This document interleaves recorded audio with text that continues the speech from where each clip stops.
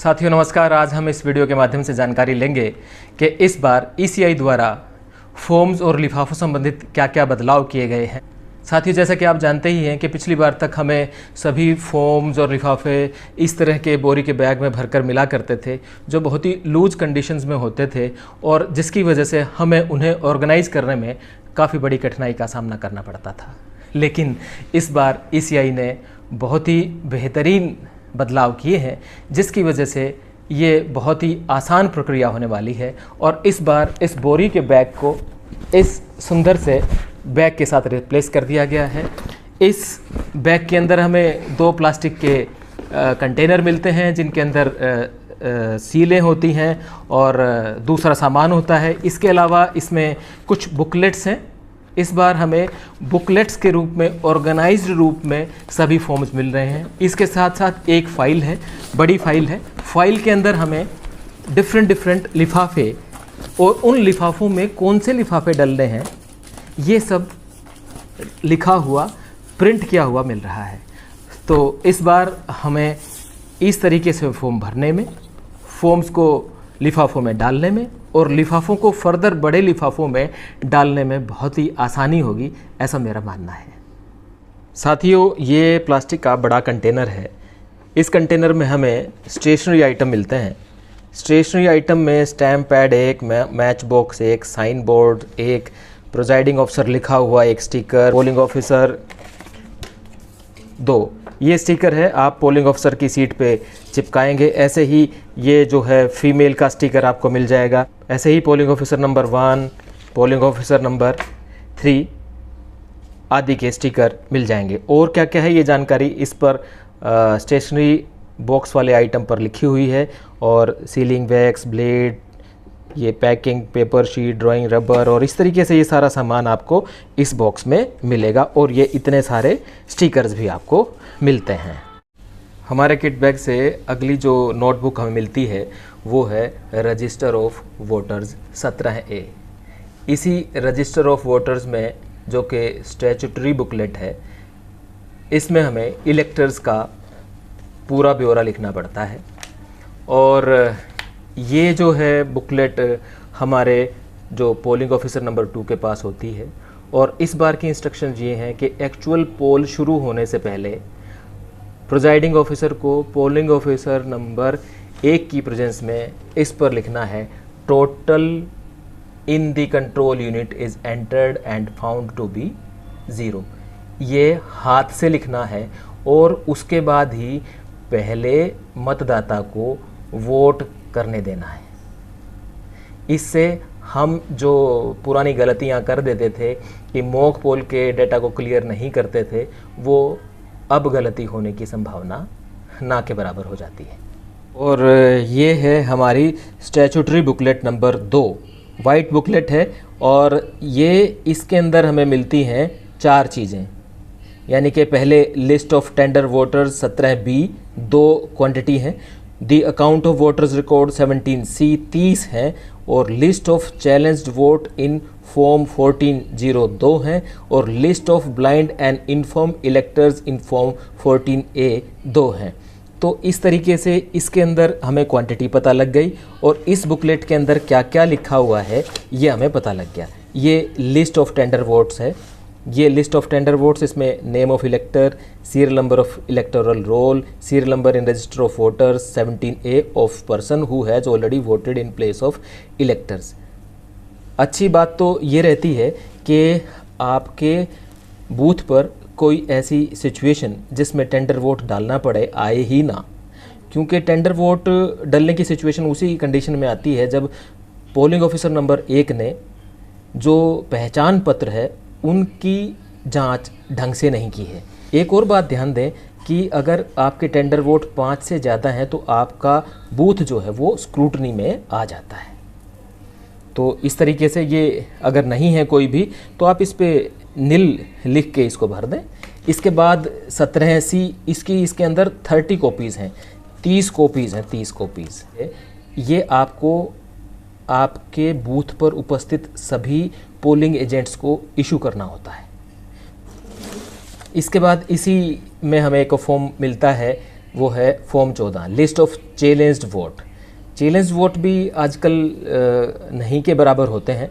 अगर नहीं है तो ये नील की स्टेटमेंट चली जाती है, आप इसको पूरा भरिएगा। और अगर है तो आपको name of elector, part of roll, electors name in the part, signature और thumb impression of the person challenge, और ये सारी जानकारी आपको उस टाइम जब कोई चैलेंज वोट होता है, आप 2 रुपये की रसीद काटते हैं, तब ये फॉर्म भरना होता है। चौथे नंबर पर हमें मिलता है form 14A, list of blind and inform voters. अगर ऐसा कोई ब्लाइंड एंड इनफर्म वोटर है तो उसको हमें यहाँ पर दर्ज करना पड़ता है। इसमें ध्यान से देखें कि सिग्नेचर ऑफ कंपेनियन भी हमें लेने होते हैं, क्योंकि कोई भी एक व्यक्ति जो 18 साल से बड़ा है वह केवल एक बार ही किसी व्यक्ति का कंपेनियन हो सकता है। आइए अब हम बात करते हैं इस पतली सी बुकलेट जो कि non statutory booklet part A है। ये प्रिजाइडिंग ऑफिसर के लिए बहुत ही इम्पोर्टेंट बुकलेट है। इस बुकलेट के अंदर declaration by presiding officer before the commencement of poll and at the end of poll है। इसी के अंदर प्रिजाइडिंग ऑफिसर्स डायरी है। इसी के अंदर विजिटर शीट है। और इसी के अंदर प्रिजाइडिंग ऑफिसर्स रिपोर्ट 1, 2, 3, 4 पाँचों के पाँचों हैं उसके पार्ट। और जो लास्ट में 5वीं जो इसमें फॉर्म है वो है receipt of return of election records and material after poll. तो आइए इसको एक बार अंदर से देखते हैं क्या है इसमें। ये सबसे पहले declaration by the presiding officer part 1, declaration by the presiding officer before the commencement of the poll. इसमें आपको 1, 2, 3, 4, 5 ये सीरियल नंबर आपको ज़रूर पढ़ने हैं। इसको अगर आपने पढ़ा तो आपकी मॉक पोल के बाद कोई गलती नहीं होगी, क्योंकि ये आपको सारी चीज़ें रिमाइंड कराता है। ये पार्ट 2 इसी का डिक्लेरेशन है। अगर सब्सिक्वेंट वोटिंग मशीन की ज़रूरत पड़ती है तो हमें ये वाला फॉर्म भरना पड़ता है। अब हम बात करते हैं form M21, receipt of return of election record and material after poll to be prepared in duplicate. 2 बनानी है। ये रिसिप्ट है जो आप रिसिप्ट सेंटर पर अपनी EVMs तथा अपने सभी पैकेट्स जमा कराते हैं, फॉर्म जमा कराते हैं, उसकी ये रिसिप्ट वाला फॉर्म है। इस रिसिप्ट पर हैंडेड ओवर के नीचे सिग्नेचर ऑफ प्रिजाइडिंग ऑफिसर्स होते हैं, पोलिंग स्टेशन का नंबर लिखा जाता है और इधर जिस अधिकारी को आप ये सारा सामान हैंड ओवर करते हैं उसके सिग्नेचर कराए जाते हैं और उसके बाद ही आपको इलेक्शन ड्यूटी से रिलीविंग मिलती है। और अब हम अगली बुकलेट की तरफ चलते हैं जो कि येलो बुकलेट ही है। Non statutory booklet part B है। इसके अंदर 9 आइटम से रिलेटेड हमें फॉर्म्स मिलते हैं और ये बहुत ही इंपॉर्टेंट फॉर्म है, पढ़ लेते हैं। Polling agents, relieving agents movement sheet 1, entry pass of polling agents, relieving agents 32 हैं। Declaration by the companion of the blind and infirm voter 10 है। The receipt book and cash if any in respect of challenge vote जो है 10 हैं। Form of declaration by elector under rule 49 MA test vote 5 हैं। Form of declaration by elector whose name is in ASD list वो 10 हैं। Letter of complaint to SHO police as per presiding officer handbook 4 हैं। Declaration by elector about his age 4 हैं। List of elector who voted after giving declaration refuse to give declaration वो भी 4 हैं। इन सभी forms को ये परफोरेशन दी गई है।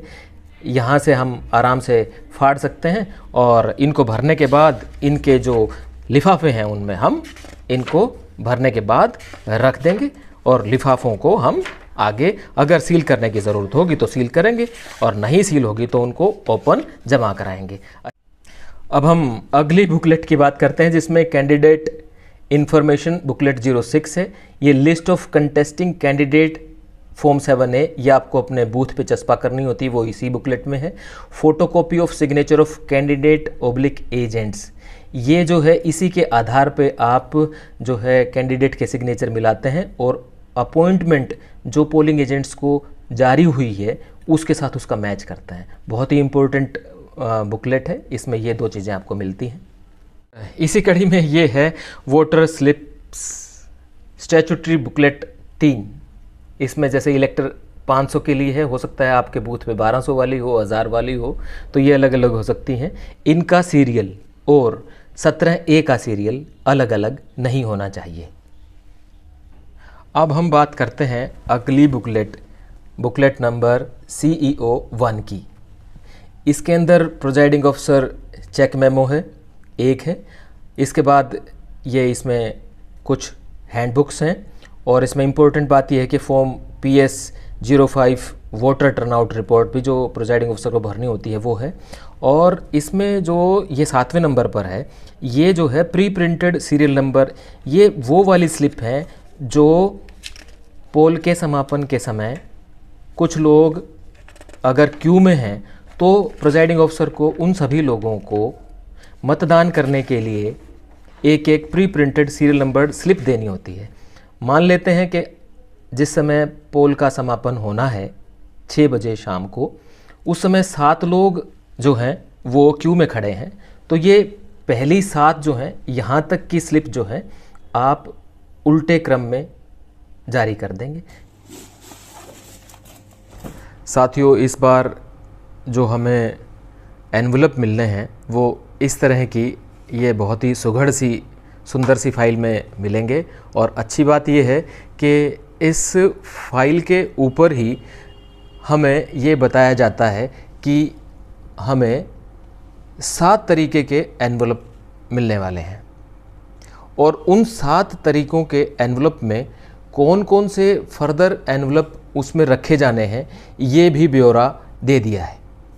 तो इस सारी जानकारी से हमारा जो लिफाफे बनाने वाला जो काम था, जिसमें हमें बहुत कठिनाई होती थी, वो अब बहुत आसान होने वाला है। अब इसके अंदर देखते हैं। सबसे पहले ये देखिए, ये है master envelope for EVM papers और इसका नंबर इन्होंने दिया 1/1। और इस एनवलप में, क्योंकि ये मास्टर एनवलप है, इसी के अंदर फर्दर सब एनवलप आएंगे। जो सब एनवलप इसके अंदर आएंगे वो हैं ये 3। Number 1 envelope for account of vote recorded form 17C, envelope for presiding officers mock poll certificate 2 and 3, envelope for VVPAT paper slip of mock poll. तो इस मास्टर एनवलप के अंदर ये 3 आएंगे, 1/2, 1/3, 1/4। अब इसी के बाद ये तीनों एनवलप दिए गए हैं। This is 1/2। 1/2 में देखिए ये है envelope for account of votes recorded form 17C। इसके अंदर हम 17C का जो फॉर्म है वो डालेंगे और इसके बाद अगला फॉर्म तैयार करेंगे। ये हमारा, अब देखिए 1/3, यानी कि मास्टर एनवलप 1 में ये एनवलप जाएगा envelope for presiding officers report 1 mock poll certificate 2 and 3rd part. तो प्रिजाइडिंग ऑफिसर का वो जो परफॉर्मा है वो इसमें आएगा। इसके बाद 1/4 ये है ब्लैक एनवलप। ब्लैक एनवलप आपने अगर हमारे पुराने वीडियो देखे हैं तो उसमें आपको पता लग जाएगा कि ये एनवलप जो है वीवीपैट मशीन में से जब हम मॉक पोल की पर्चियाँ निकालते हैं तो वो पर्चियाँ हम इसके अंदर डालते हैं और इसको हम पिंक पेपर सील से सील करते हैं। अब ये भी किसका पार्ट हुआ? एनवलप नंबर 1 के अंदर जाएगा और इसका नंबर 4था नंबर है। तो यानी कि पहला जो है वो मास्टर एनवलप हुआ। मास्टर एनवलप के अंदर ये 3 एनवलप जाएंगे और ये तीनों एनवलप इन्होंने इसके ऊपर लिख दिए हैं और इनका प्रोसीजर आपको पता है। इसी तरह अब ये मास्टर एनवलप नंबर 2 है। अब इस मास्टर एनवलप में हमें ये 4 चीज़ें डालनी है। ये 4 चीज़ें कौन सी हैं? Envelope for presiding officer diary, envelope for register of voter 17A, envelope for the blind and infirm electors in form 14A and the declaration of the companion, और ये है envelope for visit sheet। तो ये इसके बाद, इसके तुरंत बाद ये चारों एनवलप इसमें हैं।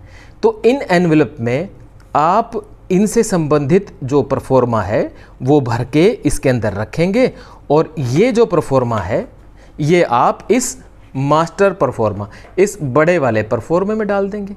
तो इस तरीके से हमें ये जो है 6 एनवलप दिए गए हैं, मास्टर एनवलप दिए गए हैं, 6 एनवलप, उनके ऊपर लिखा गया है कि इस मास्टर एनवलप में कौन से सब एनवलप आएंगे। तो ये बड़ा आसान हो गया। ये देखिए, ये तीसरा मास्टर एनवलप है और इसको 1 कह दिया मास्टर एनवलप को। इस मास्टर एनवलप में 3 में 2, 3, 4, 5 और ये 6, यानी कि इसके अंदर 2 और 3 5 एनवलप इसके अंदर जाएंगे। तो ये 5 एनवलप कौन कौन से जाएंगे ये इसके ऊपर आपने लिखा हुआ देख लिया। और इससे पहले इसी वीडियो में आपने देखा था कि आपको जो बुकलेट दी गई है उनके ऊपर भी क्लियरली साफ साफ लिखा गया है कि कौन सी बुकलेट में कौन सा फॉर्म है। तो आपको वही फॉर्म, सपोज आपको ये चाहिए एनवलप फॉर वोटर स्लिप, ये वोटर स्लिप वो है जो कि पोलिंग ऑफिसर नंबर 3 बैलेट का बटन दबाने से पहले वोटर से लेता है। ये वोटर स्लिप वोटर को पोलिंग ऑफिसर नंबर 2 जारी करता है। तो इसके अंदर हम वो डालेंगे और ये किसका पार्ट है, एनवलप नंबर 3 का पार्ट है। तो ये 3 वाले एनवलप में जाएगा। तो इस तरीके से ये बहुत ही आसान हो गया है। चौथा एनवलप भी ऐसे ही तैयार करना है। चौथे एनवलप को भी देख लेते हैं। ये नॉन स्टैट्यूटरी चौथा एनवलप, ये सब एनवलप है। इनके अंदर आप इनसे संबंधित परफॉर्माज रखिए और ये वाले जो है ना अपने उस नंबर वाले, जैसे ये 4/11 हैं, तो यानी कि ये बड़े लिफाफे नंबर 4 में 11 नंबर वाला परफॉर्मा इसमें आएगा, जो कि envelope for declaration by elector whose name in ASD list है, ये इसमें आएगा। ये 5वां एनवलप है बड़े वाला। इसके अंदर हमने ये चीज़ें डालनी है, हैंडबुक इंस्ट्रक्शंस और envelope for use and remaining indelible ink file and use stamp pad. ये हमारा छठा एनवलप है। इसके अंदर ये 5 चीज़ें हमने डाल के रिसिप्ट सेंटर पे देनी है। और अब हमारे पास ये जो हैं वाइट कलर के छोटे लिफाफे, ये हैं other report sort by RO observer etcetera. अगर ऑब्जर्वर या RO हमसे कोई और जानकारी लेना चाहते हैं, उसकी कोई रिपोर्ट उन्होंने हमसे मांगी है, तो हम इस लिफाफे सेट 07 में डालकर देते हैं। ये सेट 07 वाला है। तो इस तरीके से हम ये सभी लिफाफे तैयार कर लेते हैं। तो साथियों, इस वीडियो के माध्यम से आपने जाना कि इस बार फॉर्म्स को भरना और लिफाफों को सील करना कितना आसान और कितना ऑर्गेनाइज कर दिया गया है। इससे सभी प्रिजाइडिंग ऑफिसर्स और पोलिंग ऑफिसर्स का काम आसान होगा, बेहतर होगा, मैनेज्ड होगा। नमस्कार।